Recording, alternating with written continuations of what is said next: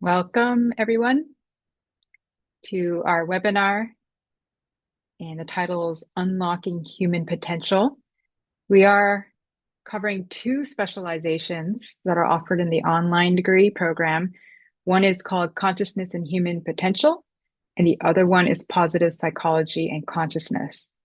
So I just wanted to clarify that because the title didn't make that too clear. So if you're here, it's likely that you've applied for perhaps the April entry coming up, or maybe the August entry, and that you inquired about the undergraduate program.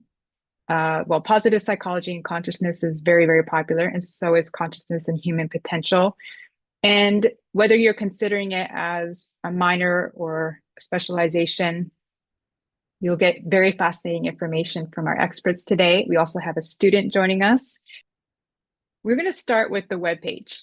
I'm sure you're familiar with this and you've stopped by already, but what are your first impressions? You probably noticed that this is not a typical thing you see on a university website. And what's important to understand is this university also is a representative of a strong culture, a group of people that gather together really as an intentional community, not just around this strong type of education called consciousness-based education, but a promotion of lifestyle and supporting wellness. So if you walk into our campus cafeteria, you're going to see organic food prepared fresh daily, no frozen, nothing in cans. And one cafeteria has chicken and eggs. That's as far as we go for non-veg. And then a second cafeteria is all completely vegetarian. And we do source locally, including from an excellent local dairy.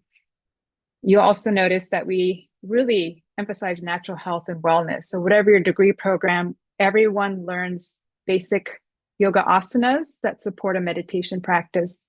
Everyone learns a very specific meditation technique called transcendental meditation. And our webinar today features the consciousness and human potential and also positive psychology and consciousness. I'm going to spend a little bit more time on that consciousness piece today. And consciousness has so many different definitions and paradigms. So the one that we're reflecting in this university is the idea that developing consciousness is the basis of holistic learning and a holistic framework for life. We also are very specifically referring to inner consciousness and inner awareness, developing that as an important part of human potential. And so we talk about states of consciousness, we talk about developing consciousness, but within the framework of a consciousness-based paradigm, meaning that consciousness with capital C refers to an underlying field of intelligence, of creativity that underlies all of manifest creation and also of our own subjective experience. And this framework will be fully explained by our professors today. So I'll leave them to do all the detail work, but just understand that there's this idea of developing consciousness and integrating with a consciousness-based framework. And that gives a unique perspective from which we unfold all of the topics. And I hope if that's exciting you, then you're really going to be in for a real treat today. Okay, so some very practical information about our university. We are accredited, nonprofit university, accredited by the Higher Learning Commission. Financial aid is available. Please complete your FAFSA at fafsa.gov. And you can also use the financial aid calculator. It only takes 10 seconds and you'll get an accurate estimate of how much aid you can apply towards your degree. So we wanted to highlight that right now, the consciousness and human potential is listed as a specialization, but in August, it will be a full BA. So right now it's listed as specialization, also positive psychology and consciousness. And in today's webinar, over the next 30 minutes, we will address these questions. What is consciousness and human potential? What is positive psychology and consciousness?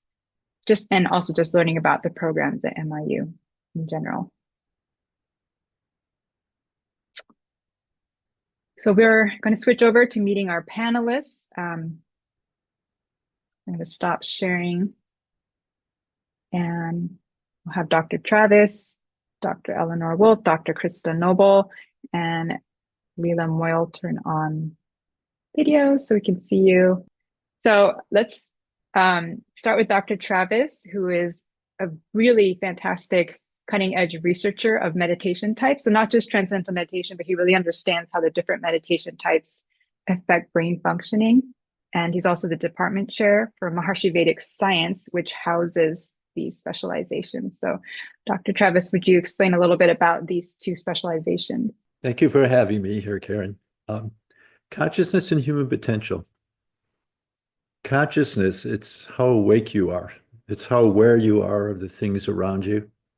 It's how aware you are of your own inner workings. And the potential, the human potential, is what is the range? Do you see yourself as a fragmented, isolated individual and you're bouncing through life and dealing with conflict and problems? Or do you realize that you're fundamentally connected? You're part of a larger system, and you are that system as well as the individual. This is a full range of what we explore in consciousness and human potential. It is a degree to find out the most that you can be, to find out who you are. Some of the courses, models of human development, we spend a time just looking at what are different models of great thinkers about what you can do, what you can be, from Jung, Erikson, Piaget, Bronfenbrenner, Keegan, up to higher states of consciousness. Other courses look at, for instance, a whole systematic description of the science of being, the science of the full range of who we are. If we understand ourselves as an ocean that's permeating life, how do we describe that? And the whole focus of this program is inner experience, is inner growth. So that's the first specialization. The second one, positive psychology and consciousness. It actually shares 3 of the courses that are in the consciousness and human potential. And this is where you're connected to consciousness. Positive psychology currently is just, it's a pile of findings. It's atheoretical. It doesn't have a foundation. And what this leads to is toxic positivity. You all know those people. How you doing? It's all good. Something happened wrong. Look on the bright side. It's actually not embracing your authentic self. And what we do is we take all of this understanding of the value of positive behavior, positive thinking, of meaning, of relationships, of accomplishment, and we ground it on the science of consciousness. We ground it on who are we? Who are we fundamentally? Who are we once we stop thinking and acting? And then from that basis, we can use the recommendations of positive psychology to help our activity, our relationships, and so on. So in summary, consciousness and human potential is turning within. It's personal growth, it's personal development. Positive psychology is taking this understanding and applying it in a very real way. Someone asked about positive psychology in your counseling degree.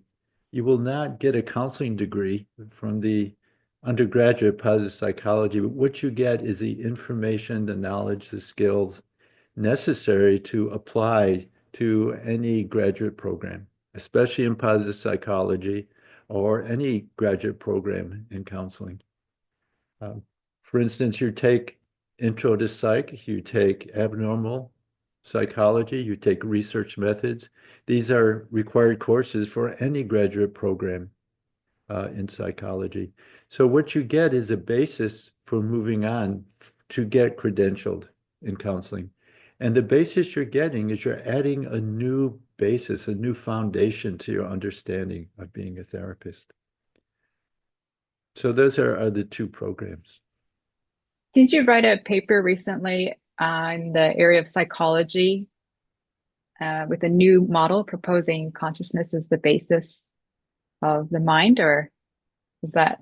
Yes, it's entitled Psychology in the 21st Century. So people can look that up? Yes. Okay.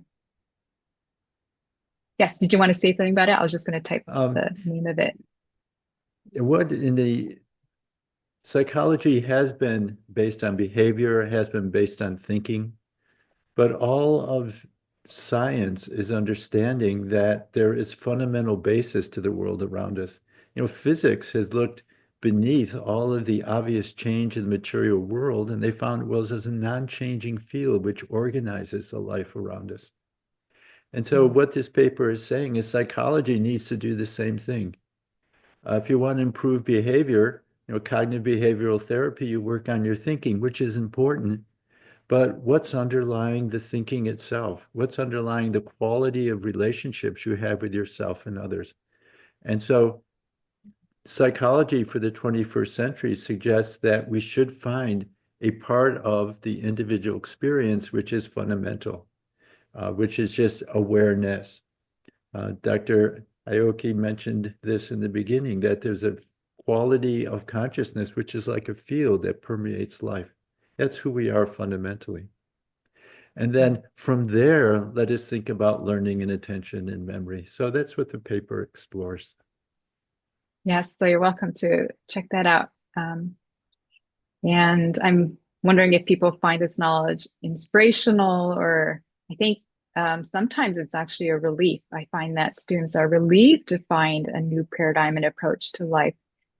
Um, and I think there's something incredibly inspiring about zooming out and seeing how the present is connected to a larger framework. So Desiree says, I think very beautiful. I actually want to have Leela's response at this point and find out from you. Well, when did you come join the campus, and what was your expectation before coming into the program? And then how do you think of your consciousness at this stage? So go ahead and unmute and then Yeah, share. thank you so much, Karen. Yeah. Hi, everyone. My name is Leela. This is my second year at MIU as an undergraduate student, and I am on campus. And it's so funny that you asked me that, because it's really quite embarrassing. I came to MIU and I didn't think about consciousness at all. It's quite a journey I've been on. So everyone on this webinar, that natural curiosity for consciousness and human potential, you are already so far ahead of where I was when I joined. Yeah, I was very interested in psychology, but there seemed to be something missing. There's a certain coldness, a clinical nature to modern psychology. And oh gosh, since coming to MIU, I've just, the very first consciousness and human potential class I took, I was hooked. There's something so, there's a gravitational force of this knowledge. And once you're on campus and really and living that experience, you really just can't stop thinking about consciousness and becoming more aware. It just happens naturally. So yeah, it's the question of how I think about consciousness or experience my own consciousness after being here for a year is it's a bit hard to answer, because the intellectual understanding of consciousness is so broad and vast. It's not really something I can really wrap my head around, but I kind of have come to visualize it as this like ball of yarn that is super, super knotted up. And every single class I've taken at MIU has kind of taken that ball of yarn and pulled at the strings a little bit and looked at it from a different angle. And we've, had so much fun, like tossing the ball back and forth in the classroom. It's, and at the same time as you're exploring the intellectual level of consciousness, you feel your own consciousness grow, expand. Both it deepens and it expands horizontally. And I don't think there's a program in America that has such a profound holistic developmental experience than this program in consciousness and human potential. So I keep pinching myself. I'm like, I can't believe I'm learning this stuff in an American college setting. It's incredible. And you've taken the physics one, right? You just finished the physics and consciousness. I did with Dr. John Hagen. Yeah. Mm-hmm. And have you taken the Dharma one, like the course with Oh yes. Bhagavad Gita? Yes, with Dr. Eleanor. Oh yes. And no one is allowed to to repeat this, but that was my favorite class at NYU. It was incredible. Yeah.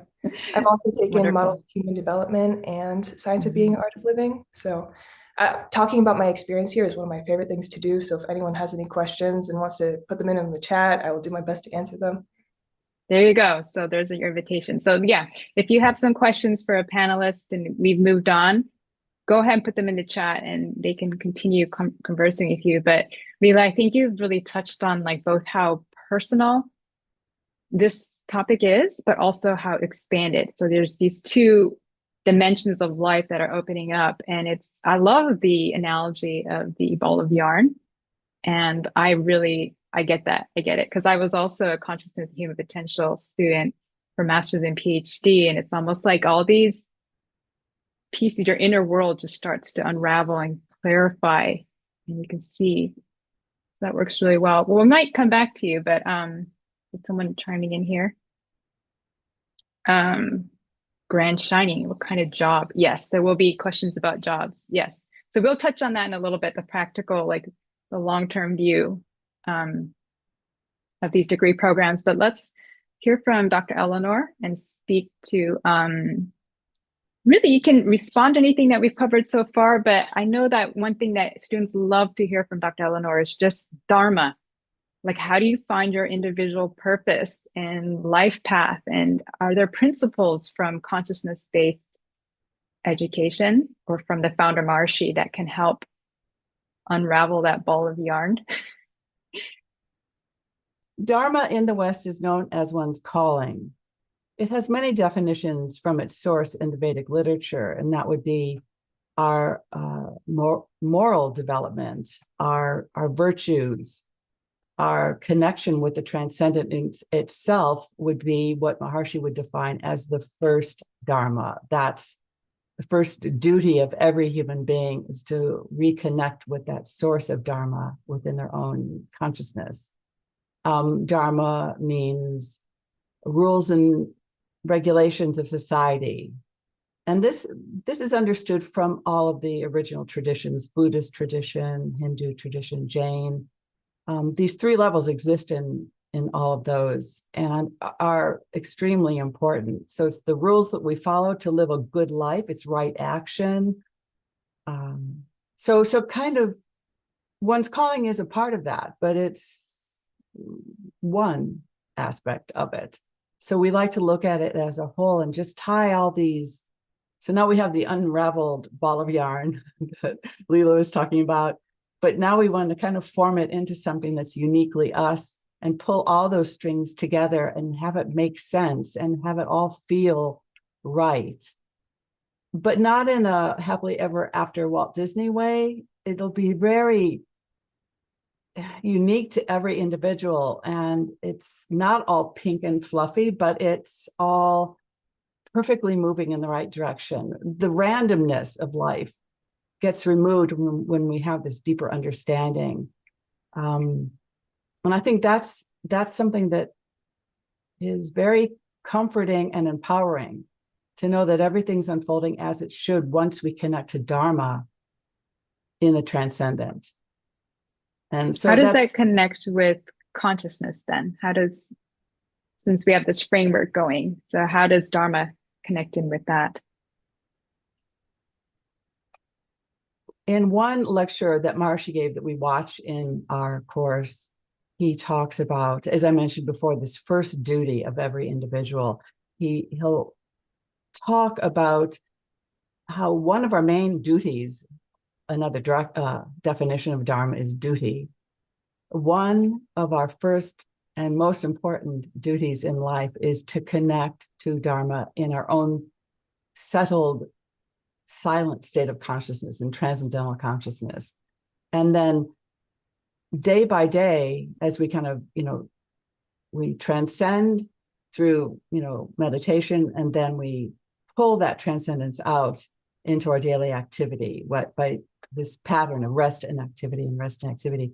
And that creates this, what's been called like this automatic gear between our active life, which makes our active life stay connected to that central gear, which is pure consciousness, Dharma, at its most powerful level.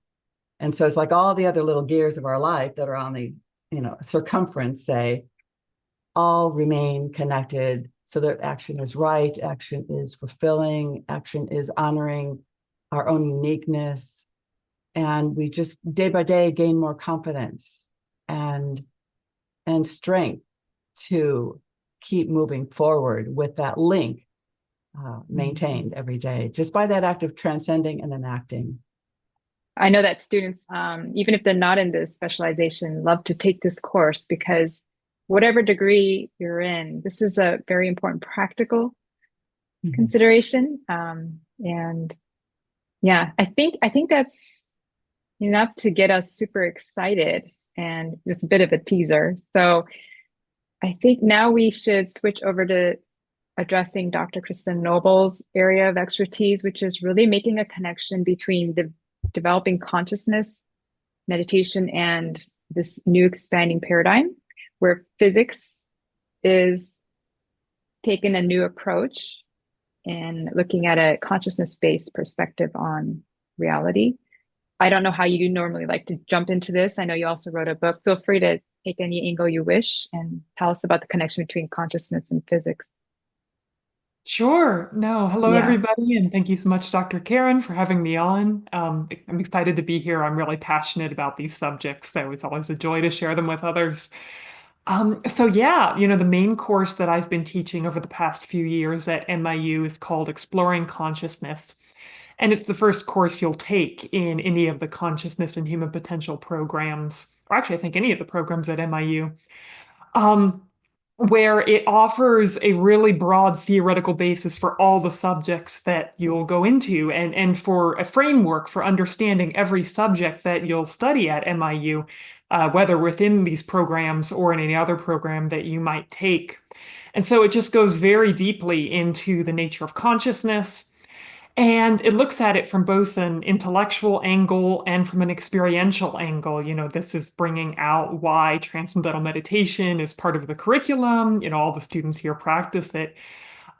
Is that transcendental meditation, it allows the mind to very naturally settle inwards to quieter and quieter levels of thought, and ultimately to get, in a very natural way, to a level of thought, or to a level beyond thought, to a peaceful, deep, joyful, blissful level of reality, and to begin to experience one's own nature beyond surface level thoughts, beyond all the distractions that pull us outward on a daily basis, just to go inward and very naturally experience our true essence.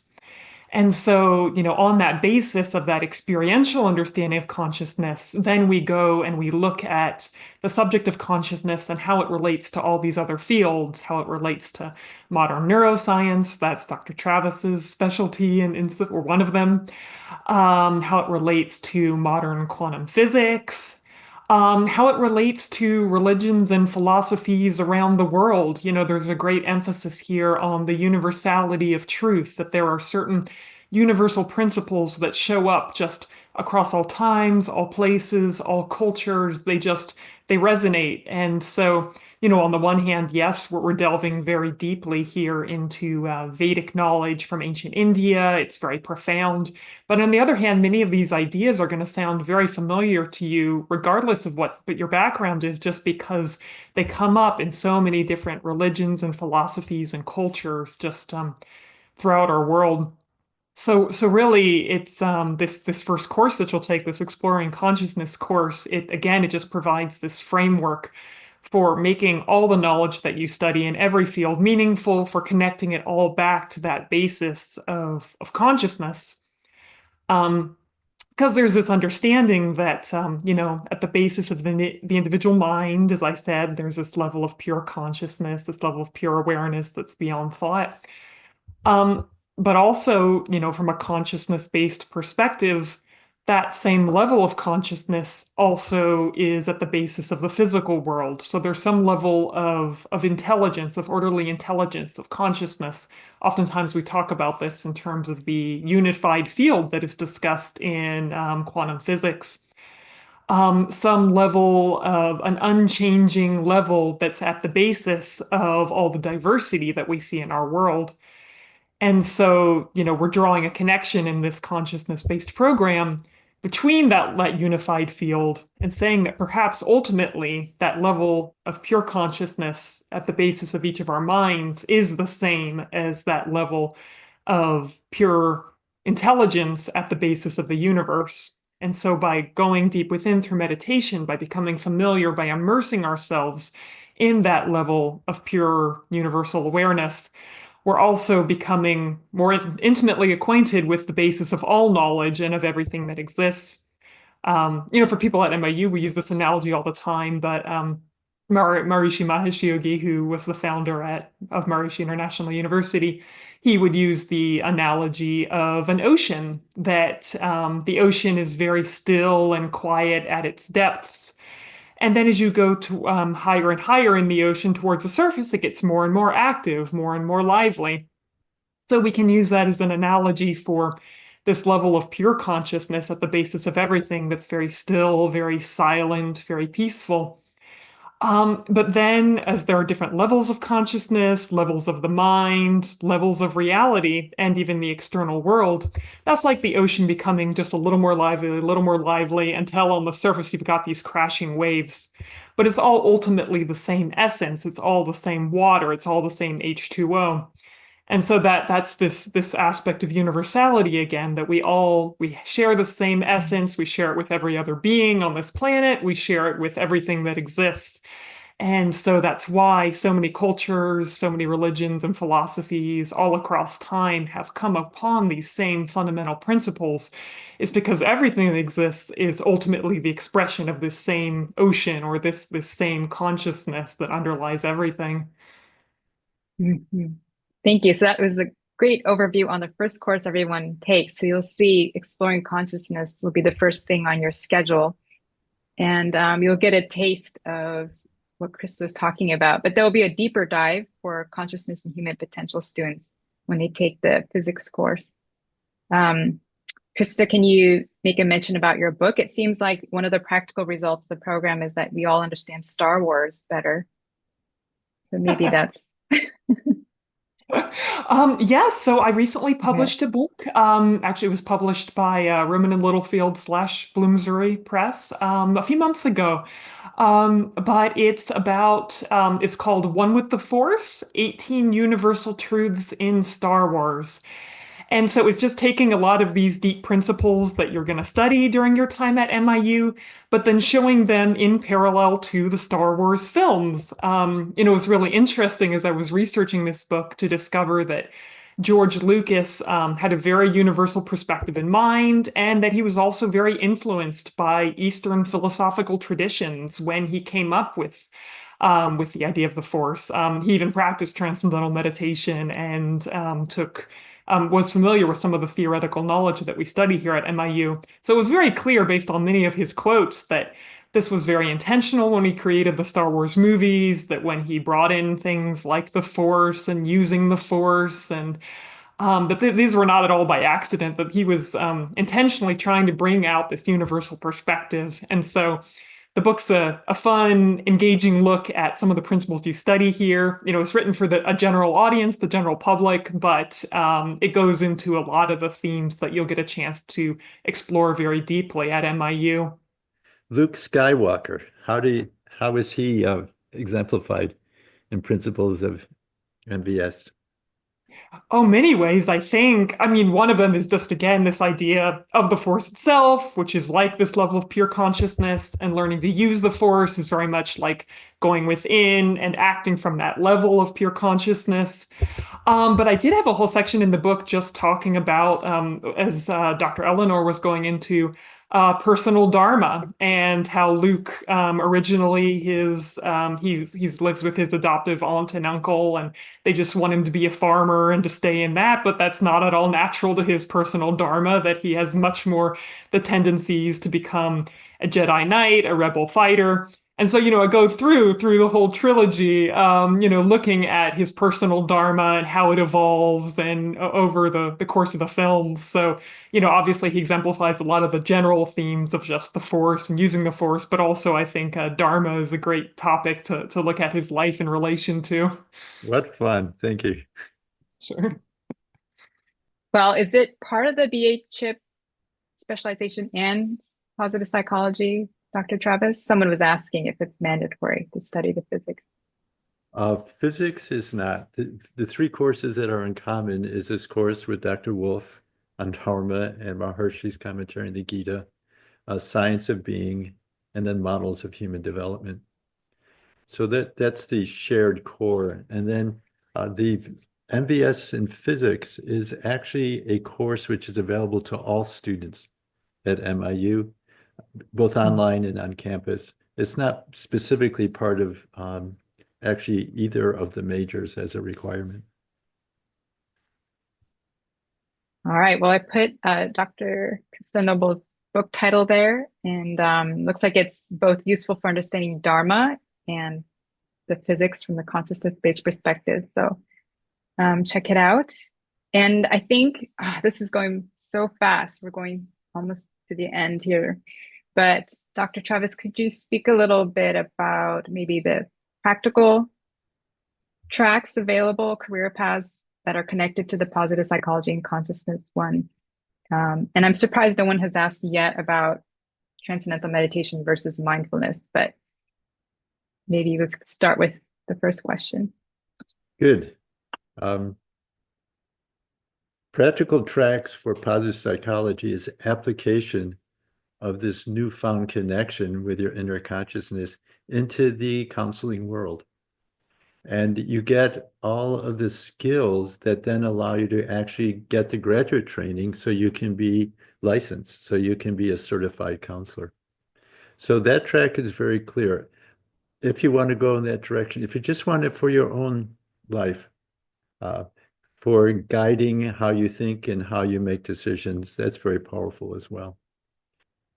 So that's very clear. And right now, so we've had this specialization for 2 years. It's becoming, and it's part of the Bachelor's in Applied Arts and Sciences, where you take the 32 credit specialization, and then you take another 16 credits, which is 4 courses, and then you get your Bachelor's in Applied Arts and Sciences with a specialization in positive psychology and consciousness. So we haven't had any people yet to actually verify my research when I've gone on the internet to look at what is required to get into graduate programs. And it looks as though this has, it ticks all the boxes for every graduate program I looked at. And again, every graduate program looks for intro to psychology, abnormal psychology, research methods, and those are 3 of the courses that you get. You also take a course called Crafting Your Life, which Dr. Wolf also teaches, a course on communication skills, a course on positive psychology in the workplace, a course on fulfilling relationships. So the positive psychology is very applied. You're taking this knowledge of who you are, the full range of consciousness of who you are, and applying it to your daily life in a very practical way. Thank you. That was a really good understanding of the new courses in that degree. It sounds really exciting. Makes me want to consider another degree. I think I'm going to put this one at Leela, because what are you thinking of the long-term vision based off of what you're learning here? Have you even thought about career application? Oh, you have to unmute too. Yeah, okay. It's a good question. It's a very good question. Yeah, I've been thinking a lot about it, and actually positive psychology is something that I am also potentially interested in as well. Right now, though, it's something someone said recently stuck out to me, and it has to do a lot with Dr. Wolf's explanation of Dharma. But when you enrich your being from the most basic level, when you establish yourself in being, things just kind of start to happen, naturally in the way that is most evolutionary for you. So that being said, I think ultimately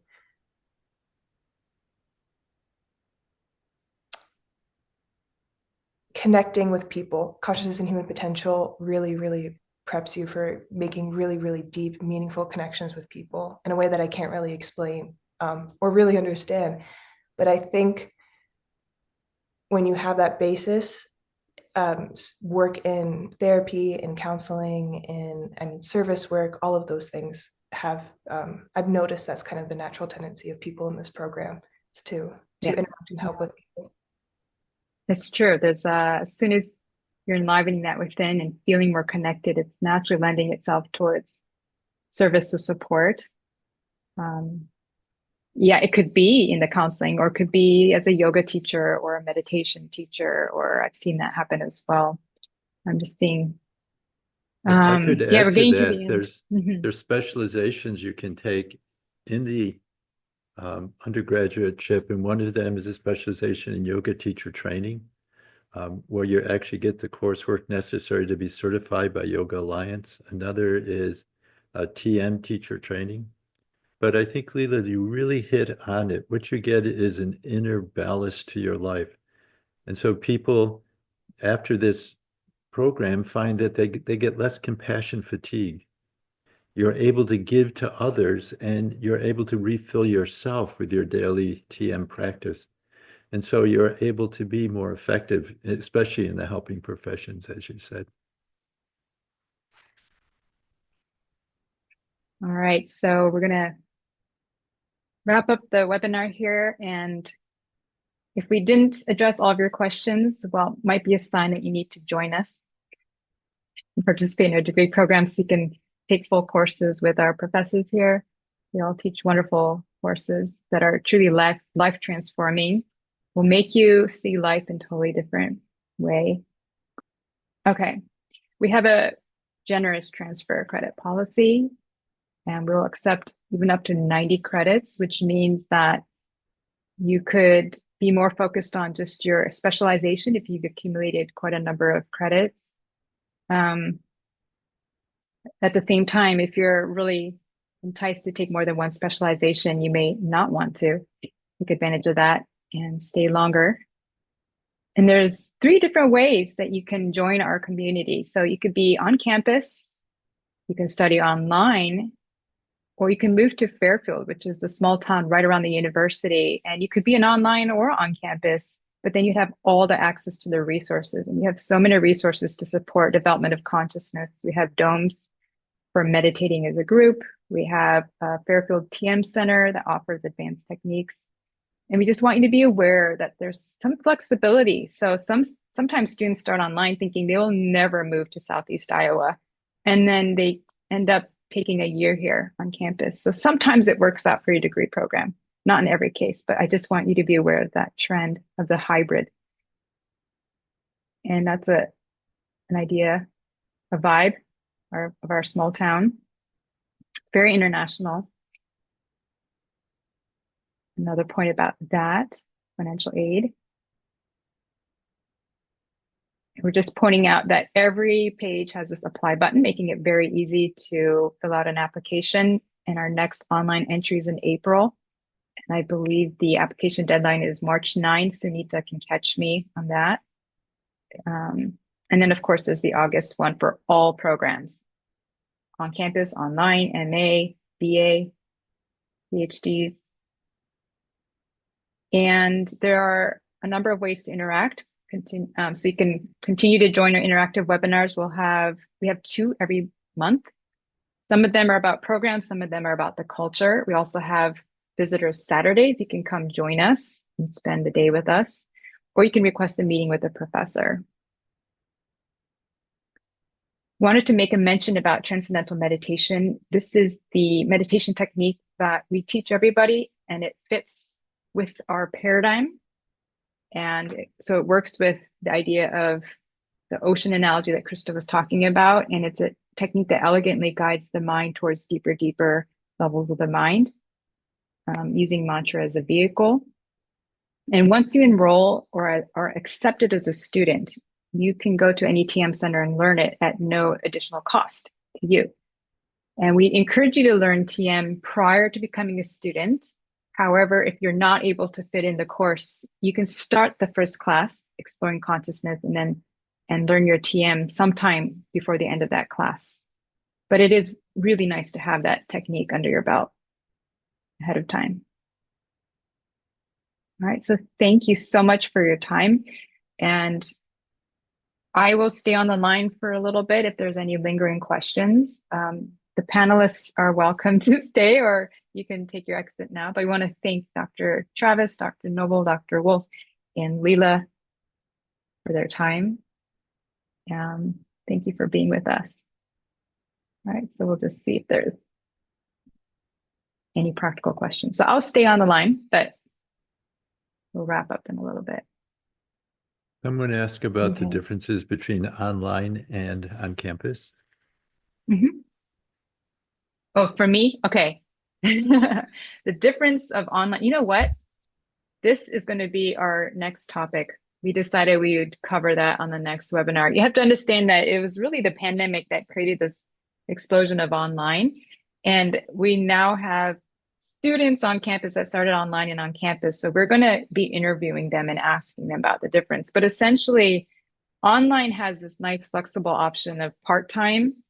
So it's a little bit more conducive to professionals who are also maintaining families, and they can go to part-time clip.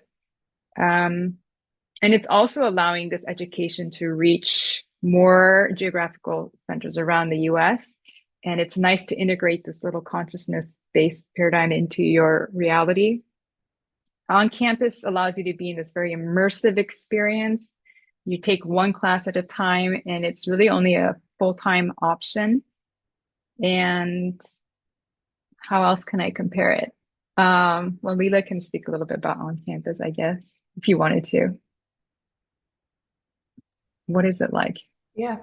I've heard people describe it as like a consciousness development boot camp, but a very gentle boot camp.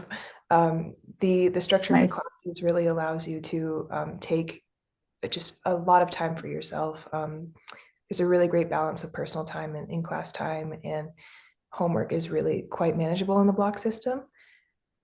There's also, because so many people are in one place and that are focused on development, the vibe of the campus is really, really positive, and all conversations at lunch, they all tend to gravitate towards the stuff we cover in class. You know, it's like it's one giant class, it feels like, you know, just being here.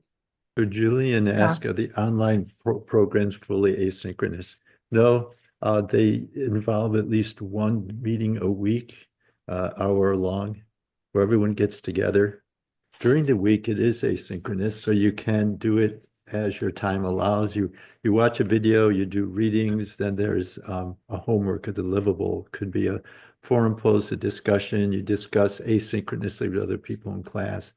There's usually 2 or 3 of these throughout the week, and then at the end of the week, everyone gets together. That's the typical structure. The only low residency undergrad I know about is the yoga teacher training specialization. That has the component of coming on campus. That's how you earn your 200 hours. So Most classes also for the webinar, if you can't make it, it is available to watch afterwards, you know, so that because everyone's schedule is so different. yeah, good point. All right. Did we catch all of them? Well, if not, come back to the next webinar. Okay. Yes, you're welcome. Courtney says, thank you all. All right. That's good. Thank you. Are life skills applicable at MIU? I guess we didn't get to that question. We'll make another webinar out of that one. Life skills. Okay. See you all. I'm going to wrap up. Take care.